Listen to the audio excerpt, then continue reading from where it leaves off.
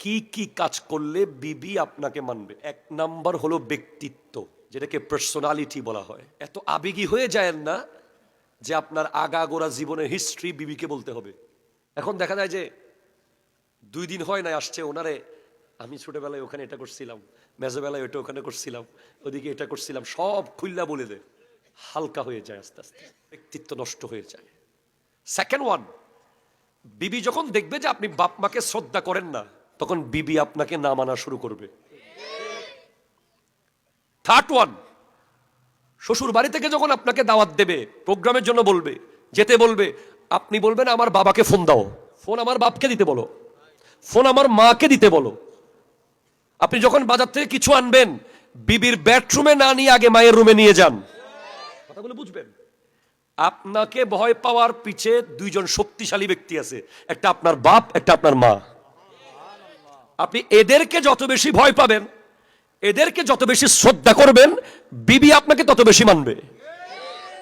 যদি কোনো মতে বিবি বুঝতে পারে যে আপনি আপনার বাপ মার ব্যাপারে উদাসীন, তখন সে আপনাকে আস্তে আস্তে কন্ট্রোলে আনার চেষ্টা করবে। তাকে সেই চান্স দেওয়া যাবে না। ক্লিয়ার? সে যখন বুঝতে পারবে যে আপনি এই 2 জনের কথা ছাড়া এক কদম যাবেন না, এটা নিশ্চিত, এটা তাকে নিশ্চিত করে ফেলতে হবে কাজের মাধ্যমে, তখন সে বুঝবে যে আর হতার কিছু হইতো না। এরপর আরেক 4 নম্বর হলো, বিবিকে সব সময় যা চায় তা দেওয়া যাবে না। একটু পরে দেন, 2 দিন পরে দেন, 5 দিন পরে দেন। অনেক আবেগী স্বামী আছে, বিবির মুখ থেকে বের হওয়ার লগে লগেই হ্যাঁ অবশ্যই বিবির জন্য স্বামী আনবে, সবকিছু করবে, কিন্তু একদম বলার লগে লগে সাথে সাথে সাথে সাথে সাথে সাথে যদি করেন, সাথে সাথে করেন, সাথে সাথে করেন, এটা ওনার অভ্যাসে পরিণত হবে যে উনি সাথে সাথে পেতে অভ্যস্ত হয়ে যাবে। এই জন্য 1 ঘন্টা পরে করেন, 1 দিন পরে করেন, 5 দিন পরে দেন। সে একটা ড্রেস চেয়েছে, ঠিক আছে দিব। সে কোথাও যেতে চেয়েছে, ঠিক আছে যাবা, 2 দিন পরে যাব। সে কিছু খেতে চেয়েছে, ঠিক আছে 1 দিন পরে খাবো, 5 দিন পরে খাই, আচ্ছা আমি টাকা জোগাড় করে নিয়ে আসবো। আপনি তাকে এমন করে ফেলবেন না যে যখন যা চেয়েছে তখন তা দিয়েছি। এটা একদিন আপনাকে আফসোস করে বলতে হবে, তুমি আমার সাথে এই কাজ করলা, মা বোনেরা আমার বিরুদ্ধে লেগে যাবে আজকে। সত্যিকারের ইম্পর্টেন্ট বিষয় হলো, বিবি আপনাকে তখন মানবে যখন আপনি তাকওয়া দেখে বিয়ে করবেন। আপনি যদি মেয়ের বাবার বাড়ি দেখে বিয়ে করেন, সে যদি বুঝতে পারে যে আপনি তার বাবার সম্পদের প্রতি আগ্রহী, সেগুলোর দিকে আপনার দুর্বলতা আছে, তখন সে কিন্তু আপনাকে কন্ট্রোলে নিয়ে নিবে।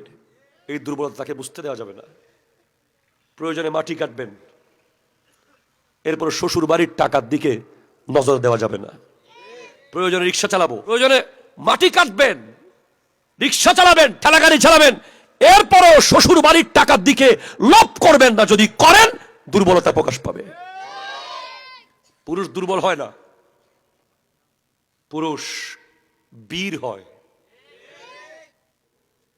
বিবি যেন আপনার চরিত্রের ব্যাপারে নিখুঁত থাকে। বিবি যদি বুঝতে পারে যে আপনি চরিত্রে আপনার প্রবলেম আছে, তার হাতে আপনি তলোয়ার তুলে দিচ্ছেন।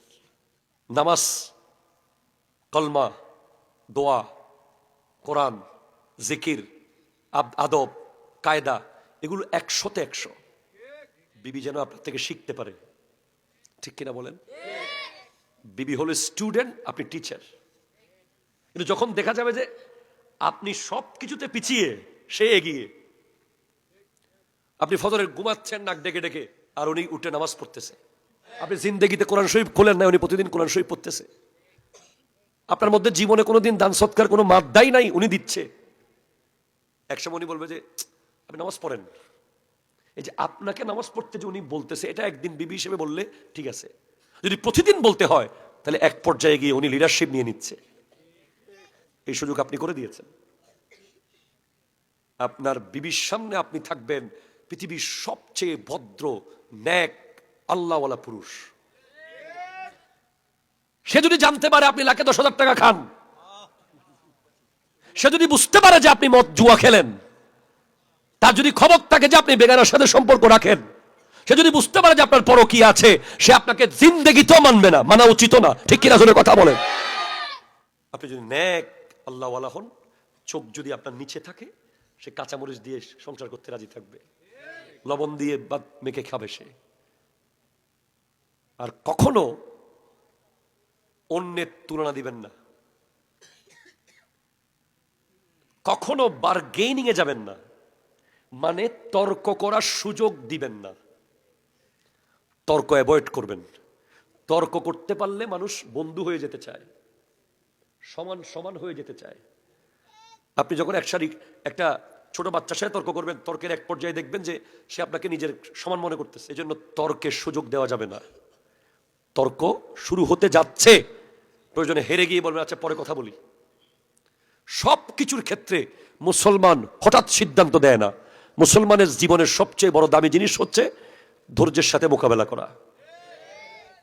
যে কোনো বিষয়ে যখন আপনি বলবেন আচ্ছা দুদিন পরে বলি, আচ্ছা একদিন পরে কথা হবে, আচ্ছা কালকে আসিও, এই কালকের ভিতরে দেখবেন অনেক কিছু পাল্টে যায়। ঠিক কিনা বলেন?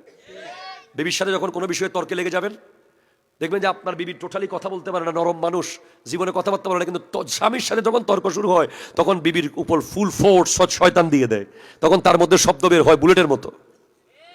তখন আপনাকে বলতে হবে আচ্ছা ঠিক আছে আমরা এই বিষয়ে কালকে কথা বলবো, শেষ।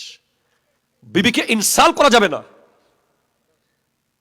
তাকে নারী বলে ছোট করা যাবে না, তার মধ্যে একটা জেতার মনোভাব আনা যাবে না, তাকে কম্পিটিটর বানানো যাবে না। কম্পিটিটর মানে প্রতিযোগী, সে আপনার প্রতিযোগী নয়, সে আপনার অর্ধাঙ্গী।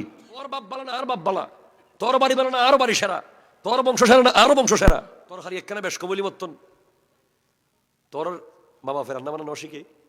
এই মা বাপ ধরে কথা, বংশ ধরে কথা, তার পরিবার নিয়ে কথা দরকার নেই। তার সাথে কোনো ধরনের প্রতিযোগিতায় যাওয়া যাবে না। সে আপনার প্রতিযোগী নয়, সে আপনার সহযোগী। ঠিক কিনা কথা চলে বলেন না? এখন অসংখ্য সংসার ভেঙে যায় স্ত্রীকে প্রতিযোগী মনে করে, আমাকে জিততেই হবে, আবার দৌড় দেয় ডাইনিং টেবিলে, কি হলি দি। ঠিক কিনা চলে বলেন? আবার রুমে গিয়ে 10 মিনিট বাথরুমে গিয়ে বাথরুমে কি ভাবছে, বাথরুম থেকে বের হয়ে আবার দৌড় দেয়, কি হলি দি তুই আরে। ঠিক কিনা বলেন? এই যদি হয় বিবি আপনাকে মানবে না।